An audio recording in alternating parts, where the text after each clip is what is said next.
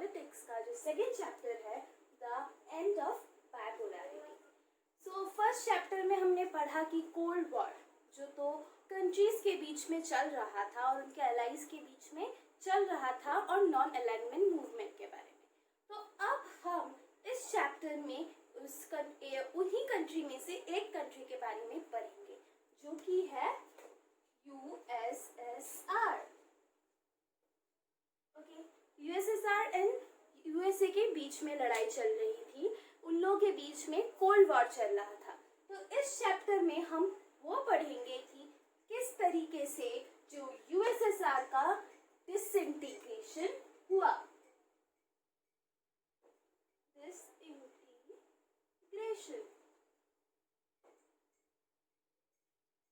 तो बेसिकली पहले हम लोग देख लेते हैं टाइमलाइन की तरफ। जो ये है timeline for the disintegration of the Soviet union. 1985 के मार्च में मिखेल गोर्बाचेव इलेक्टेड हुए जनरल सेक्रेटरी। कहाँ के? रशिया के, सोवियत यूनियन के वो क्या बने? General secretary. और उसी टाइम बोरिस येल्त्सिन क्या बने? Head of the communist party Moscow. तो रशिया में से ही जो सीपीआईएम या हम लोग अभी पढ़ रहे हैं, हमारे जो इंडिया के जो बुक है, इंडिया का जो बुक है पॉलिटिकल साइंस का, वहाँ पे जो हम पढ़ रहे हैं, वहाँ पे आपने देखा कि कम्युनिस्ट पार्टी एग्जिस्ट करती है। तो कम्युनिस्ट पार्टी यही से, रशिया से ही उसका फॉर्मेशन बेसिकली हुआ है। कम्युनिस्ट पार्टी ऑफ रशिया थी, वहीं से कम्युनिस्ट पार्टी ऑफ इंडिया, जो कम्युनिस्ट आइडियोलॉजी वहीं से आती है। सो बेसिकली 1988 से वहाँ पे इंडिपेंडेंस मूवमेंट स्टार्ट हो गए थे। तो ये टाइमलाइन आप देख रहे थे, लेकिन क्यों ऐसा हुआ? जैसा कि हम लोग जानते हैं, यूएसए का क्या मोटिव था? Capitalist ideology. और यूएसएसआर का मोटिव क्या था? Communist ideology. तो यूएसएसआर के जो लोग थे वो समझ पा रहे थे कि जो कम्युनिस्ट आइडियोलॉजी है वो कैपिटलिस्ट आइडियोलॉजी के साथ टक्कर नहीं दे पाएगी, वो ज़्यादा अच्छा नहीं है।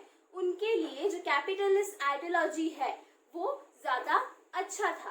बिकॉज यूएसएसआर में बेसिकली क्या हो रहा था, क्योंकि आइडियोलॉजी कम्युनलिस्ट है, तो क्या बनता है?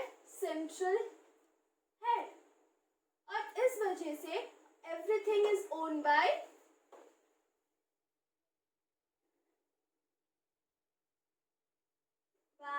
सेंटर। तो कुछ भी प्राइवेट नहीं था वहां पे, एवरीथिंग वाज पब्लिक। और यही लोगों को पसंद नहीं था, बिकॉज कैपिटलिस्ट आइडियोलॉजी में हर एक चीज का प्राइवेटाइजेशन था। लेकिन यहाँ पे प्राइवेटाइजेशन जैसा कोई टर्म ही नहीं था। यहाँ पे सब कुछ पब्लिकली गवर्नमेंट ही, मतलब from a car to a pen everything was manufactured by the government only। कोई दूसरा कोई पावर, मतलब कोई पब्लिकली, सब कुछ पब्लिक के लिए एक साथ गवर्नमेंट बनाएगी। कोई प्राइवेटली अपना कोई भी मैन्युफैक्चरिंग ग्रुप या गोडाउन नहीं खोल सकता है। सबको गवर्नमेंट के अंदर ही काम करना पड़ेगा। एवरीवन इज गवर्नमेंट एम्प्लॉय, किसी को प्राइवेट सेक्टर में कोई स्कोप ही नहीं था। और उसकी वजह से जो इकोनॉमिक कंडीशन था वो फॉल करना स्टार्ट हुआ, कंडीशंस बहुत ही ज्यादा वॉर्स होने लगी। उसके बाद आता है 89 में, नवंबर 89 में क्या होता है? The fall of the Berlin wall. So basically east और वेस्ट जर्मनी के बीच में बर्लिन वॉल बनाया गया था। ये क्या था बर्लिन वॉल? ये था कोल्ड वॉर का सिंबल।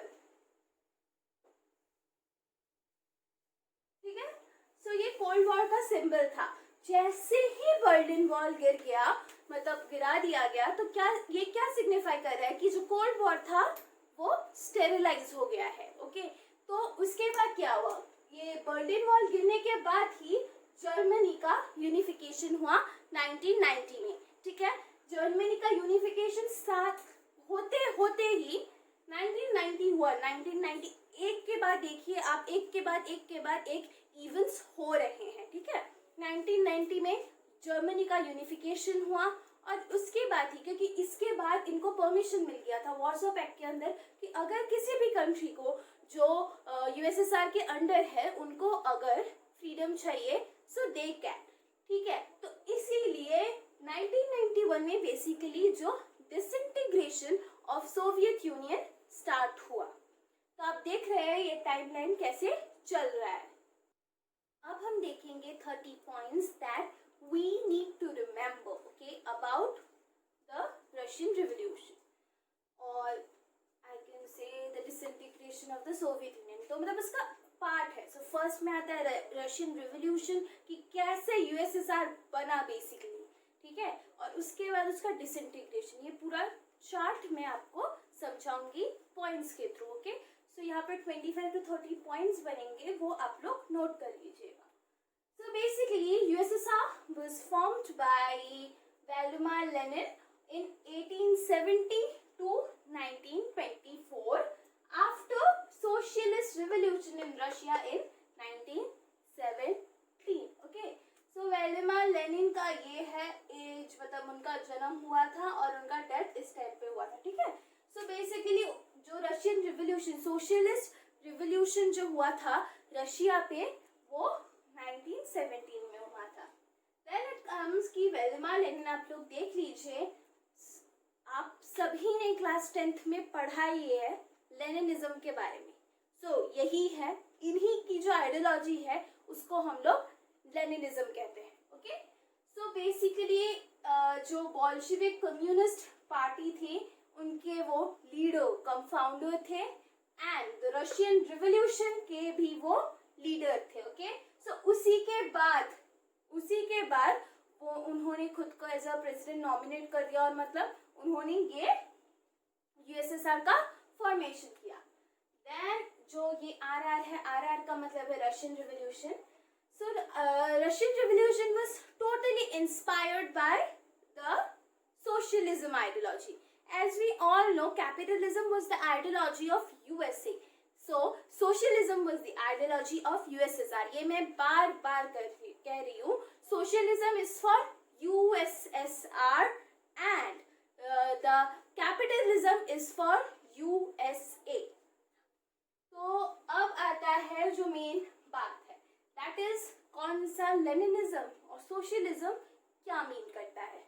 बेसिकली यहाँ पे बोला गया है कि abolish of private property and maintain equality in the society. Basically उन्होंने क्यों कैपिटलिज्म को स्ट्रिक्टली अपोज किया था? बिकॉज अकॉर्डिंग टू लेनिन, उनके हिसाब से कैपिटलिज्म मीन्स कि सोसाइटी में डिवाइड कर देना ग्रुप्स के हिसाब से, रिच एंड पुअर, ओके।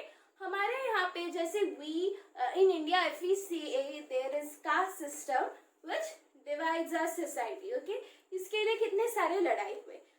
उधर रशिया में जनरली जो डिवीजन होता था वो division generally was on the basis of money, okay, property, money, किसके पास कितना मनी होता है।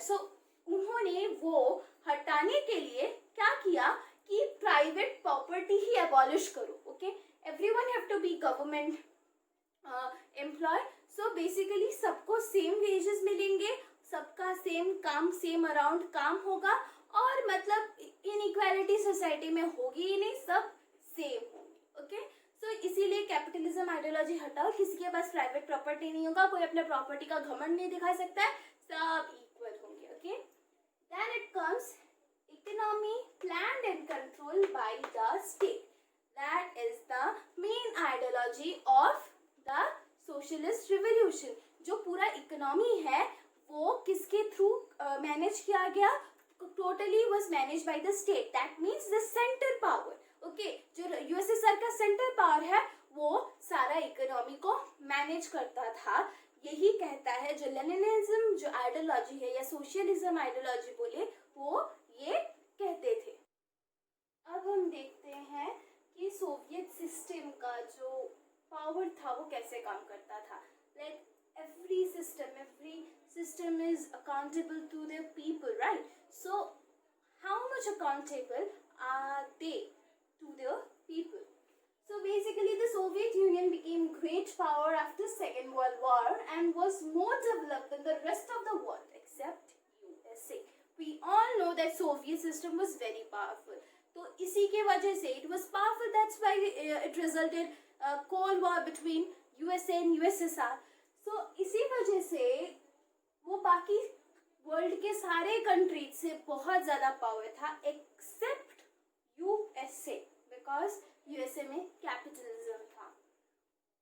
सो सोवियत बेसिकली उनका वॉर ही इसीलिए था because it was an ideological war. It was not because of the powers और what weapons they have. It was an ideological war between them कि कौन सा आइडिया ज़्यादा बेटर है. Either it's socialism or it's capitalism. Which idea is much better? Which idea will rule the whole world? इसी के वजह से उन दोनों के बीच में जो खिच लड़ाई थी इसी के वजह से थी.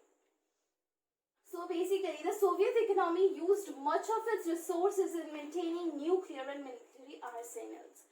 Okay, so basically we all know that USA was very powerful in terms of its military arsenals and nuclear power. So इसीलिए उनके साथ step up करने के लिए what USSR did, they also continue to improve their military arsenals and nuclear power, which resulted in a huge cost. तो basically वो अपना जो इकोनॉमी का गेन नहीं कर पाए. उनका सारा किसके ऊपर बेस था? सोशलिज्म. तो सब कुछ सेंट्रल गवर्नमेंट के अंडर में था. तो जैसे यूएसए कर रही थी लेकिन प्राइवेट उसको क्या कर रहा था? हेल्प कर रहा था टू डेवलप. बट यहाँ पे तो गवर्नमेंट ही डेवलप हो सकती है ना, बिकॉज प्राइवेट का तो कोई बात ही नहीं है. सो इसी के लिए ही ये लैक होता रहा. Then Communist Party ruled USSR for 70 years, was not accountable to its citizens. As I said before, कौन सी पार्टी अच्छी है या कौन सी पार्टी बुरी है ये हम लोग कैसे डिसाइड करते हैं is through their accountability towards their citizen. And it is clearly mentioned that USSR was never accountable towards their citizen. Okay, so they ruled USSR for 70 years. The Communist Party ruled USSR for 70 years, but they were not accountable about what are the things that they are using.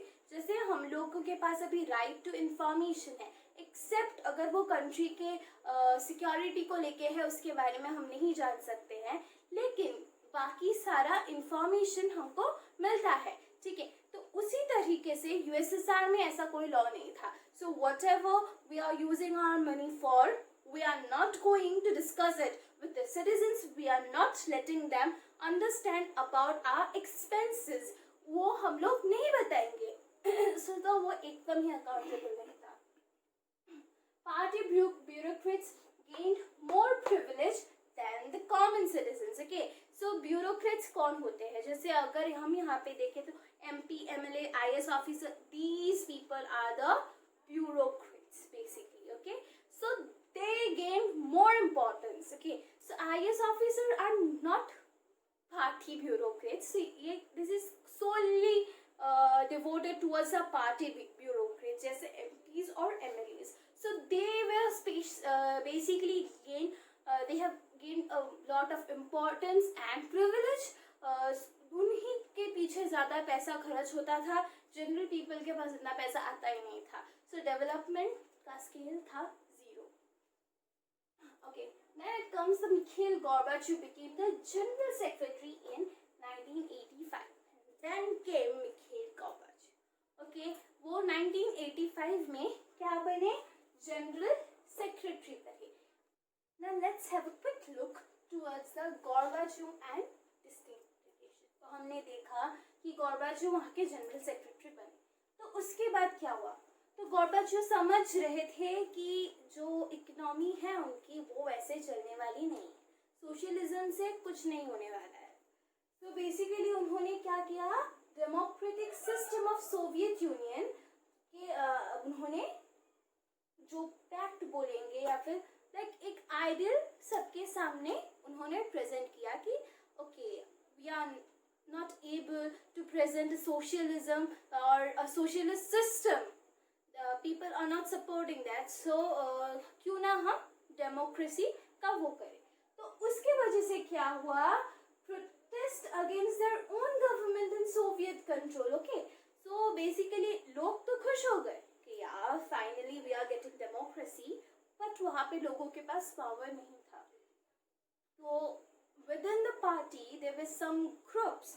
Okay, so they were not supporting this democratic ideal. Okay, वो उन्होंने पूरा oppose किया इस बारे में कि हमें नहीं चाहिए डेमोक्रेटिक आइडियल. मतलब जो सोवियत यूनियन का जो बेसिकली जिस वजह से ये फाउंडेशन हुआ था, आप तो भाई लेनिनिज्म, जो लेनिन है जो हमारे फाउंडर है, उनका ही बात एकदम टाल रहे हो, आप क्या कर रहे हो, ये सब इसी की वजह से प्रोटेस्ट स्टार्ट हो गए कि सबने मतलब उनके पार्टी के अंदर के लोगों ने उन्हें अपोज करना स्टार्ट कर दिया. Gorbachev didn't intervene when the disturbance occurred and the communist collapse is born after an act. Okay. So basically जब हुआ उन्होंने इस बात को एकदम देखा नहीं, क्योंकि उन्होंने वो समझ गए थे कि अगर मुझे रहना है तो मुझे डेमोक्रेटिक सिस्टम लाना ही पड़ेगा, क्योंकि लोगों को ये चाहिए. और इसी के उनके पार्टी के अंदर जो पार्टीज थी वो एक के बाद कोलैप्स करती गई. मतलब यूएसएसआर के अंदर भी बहुत सारे स्टेट्स थे ना. It was a like a systematic like what I will say like group of states together. वो लोग एक साथ थे. ओके, अलाइनमेंट करके रह रहे थे. तो दूसरी पार्टीज भी कोलैप्स करना स्टार्ट हो गई, जो कि बेसिकली जिन्होंने सोशलिज्म को अपनाया था, जो कम्युनिस्ट पार्टीज थी. Then comes the coup of 1991, जिसका लीडरशिप किसके पास था, बोरिस येल्त्सिन के पास. So what is the meaning of coup? So basically coup का मीनिंग होता है illegally अगर आप लोग कोई भी प्रोटेस्ट एंड प्रोसेशंस के साथ जो गवर्नमेंट है उसको हटा दो बेसिकली, तो वो coup हुआ.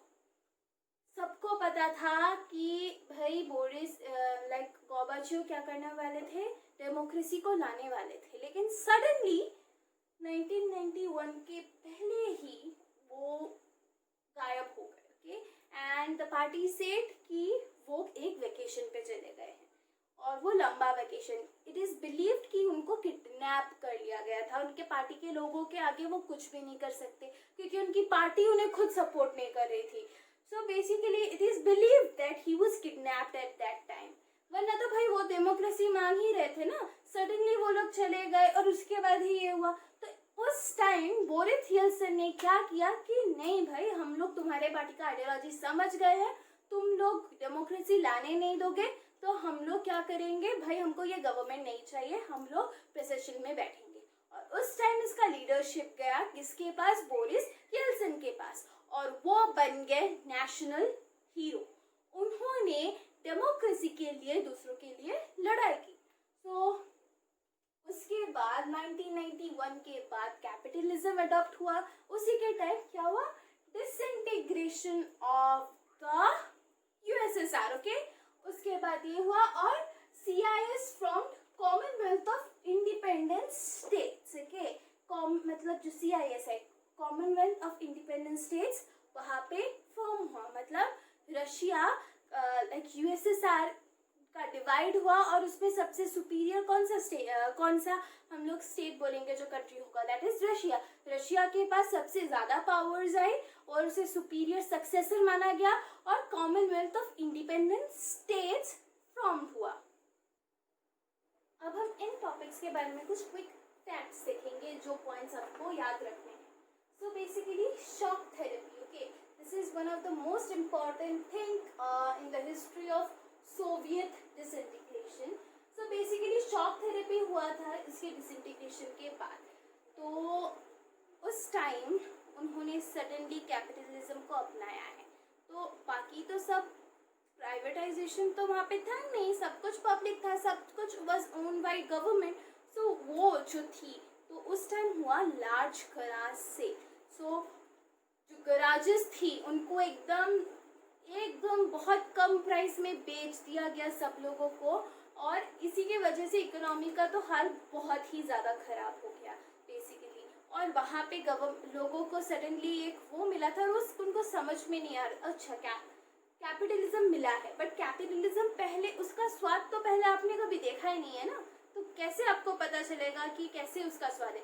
कि उस टाइम जब बोरिस येल्सन ने वो किया तो उनको उस टाइम फर्स्ट टाइम उनको किसका स्वाद मिला, डेमोक्रेसी का स्वाद मिला। और एक बार मिलने से तो भाई कोई छोड़ेगा नहीं ना, क्योंकि सबको पता है अगर उनके बातों से गवर्नमेंट चलती है तो फिर उनका कितना भला होगा। लेकिन उसको चलाना कैसे है ये तभी उनके टाइम में, क्योंकि सब कुछ इतना फास्ट हुआ कि उनके दिमाग में वो आया नहीं कि भाई कैसे चलाएं हम इस चीज़ को। तो शॉक थेरेपी में लार्ज गराज सेल हुए, सारा जो प्रॉपर्टी था उसे एकदम सेलवे प्राइस में, सब मतलब इतने गंदे प्राइस में बेच दिया गया, बहुत ही कम प्राइस में अगर बोला जाए तो एकदम। क्योंकि रशिया में कार से लेके पिन तक, जैसे मैंने पहले भी बोला, सब कुछ वहीं पे वो लोग बनाते थे। सो ग्लोबलाइजेशन का तो थोड़ा सा भी पार्ट भी नहीं था, तो इसलिए उनको पता भी नहीं था कि किसका प्राइस कितना होना चाहिए। और उस टाइम इतने बड़े बड़े गराजेस लेने के लिए अब जो जिसमें मांग रहा है उसको वही दे दिया जा रहा है। मतलब सारे गराजेस का ऑलमोस्ट सेम प्राइस रेट में ही हम लोग अगर बोलेंगे उसी हिसाब से दे दिया जाता था। इतने बड़े बड़े जो गराजेस थे, लाइक कार ऑटोमोबाइल्स के गराजेस, आप लोग सोचिए अगर उन्हें लाइक जस्ट चंद पैसों में अगर बेच दिया जा रहा है तो कितना बड़ा लॉस हो रहा है कंट्री के हिसाब से। तो उसके बाद कॉन्सिक्वेंसेस क्या हुए? ओके, कैपिटलिज्म आया, that's a good thing. Democracy establish हुआ, that's a good thing. People's choices को वैल्यू मिला, दैट्स अ गुड थिंग।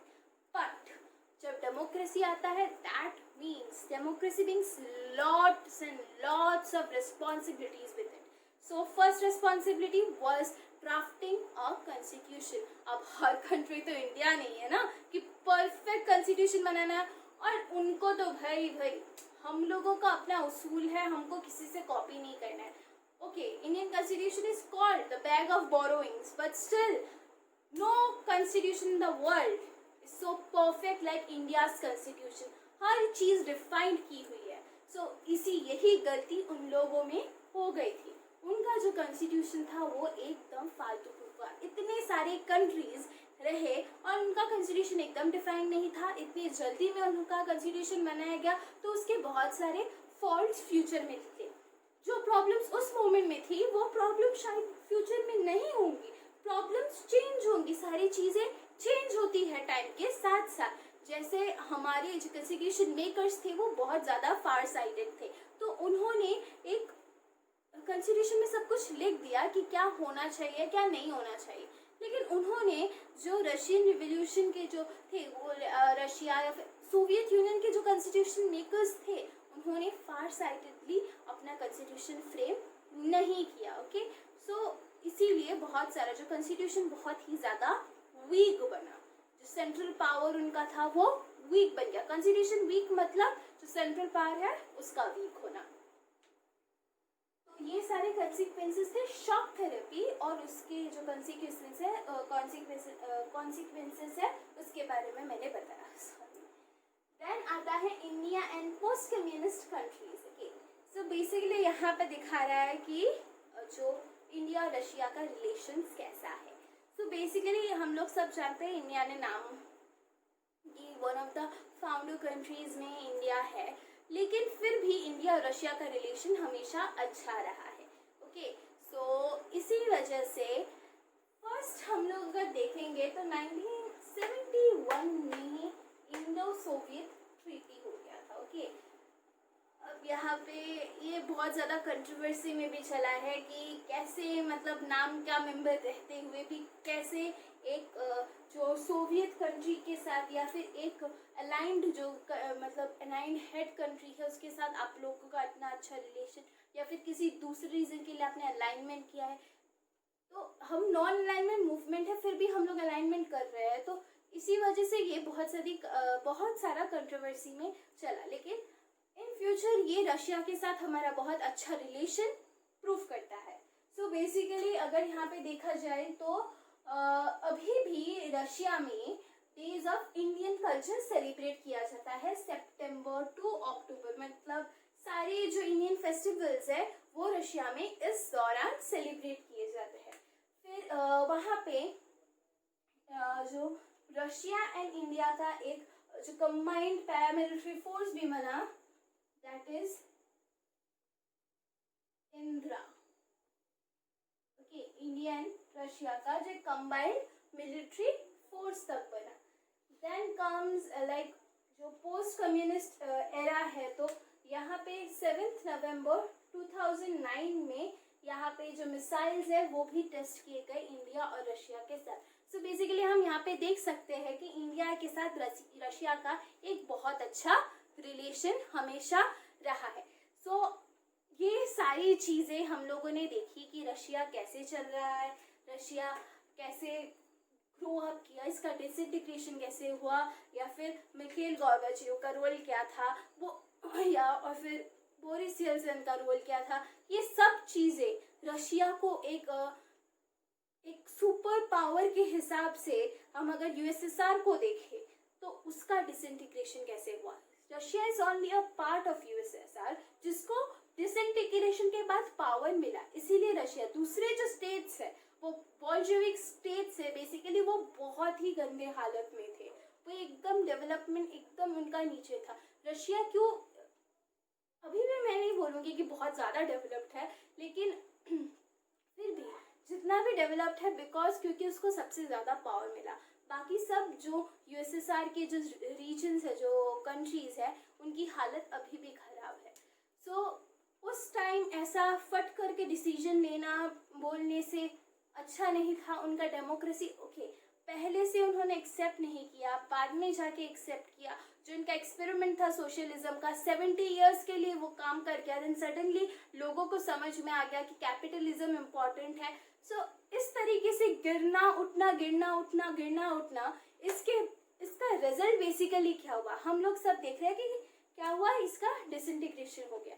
लेकिन उस साइड में कौन सा पावर, जो वर्ल्ड हमारा बाइपोलर वर्ल्ड था वो अब यूनिपोलर बन गया था, मतलब यूएसए को सारा पावर मिल गया था, वो ही अभी यूएसए का हेजेमनी हो गया था। बिकॉज जैसे डिसइंटीग्रेशन होने के बाद पूरा इकोनॉमी बिखर गया, सारे पावर्स बिखर गए, वो एक साथ नहीं थे। तो अभी सबसे ज़्यादा जो पावरफुल कंट्री जो रह जाता है, पावरफुल रीजन रह जाता है, वो रहता है यूएसए। और इसी के बाद क्या होता है, यूएस हेजेमनी, जो हम नेक्स्ट चैप्टर में पढ़ेंगे। तो इस चैप्टर में बस इतना ही।